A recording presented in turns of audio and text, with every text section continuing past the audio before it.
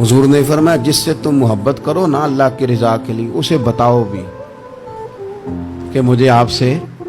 محبت ہے، اسے بتاؤ بھی، تاکہ وہ بھی آپ کے لیے اچھے جذبہ۔ محبت جو ہوتی ہے یہ اظہار کی محتاج تو نہیں ہوتی،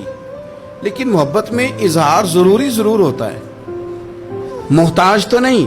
لیکن ہر چیز دل میں رکھنے کی نہیں ہوتی، کچھ زبان سے کہنے کی بھی ہوتی ہے، کچھ کہنے کی چیزیں بھی ہوتی ہیں، اور وہ کہہ بھی دینی چاہیے، لیکن اتنی ہی کہنی چاہیے جتنی ضرورت ہو، 2 4 5 قدم آگے بڑھ کے نہیں، اس میں بھی تکلف آ جاتا ہے، تصنع آ جاتی ہے، بناوٹ آ جاتی ہے۔ اور اگر محبت اخلاص والی ہو، پیار والی ہو، عقیدت والی ہو، تو حضرت ابو ذر غفاری نے تو کہا تھا یا رسول اللہ اگر بندہ کسی نیک بندے سے پیار کرے، نہ اس سے مل سکے، نہ اس طرح کے کام کر سکے، پھر بھی کوئی نتیجہ نکلے گا، تو حضور نے فرمایا پیار خالص کرے، اللہ قیامت کے دن دونوں کو جمع فرما دے گا۔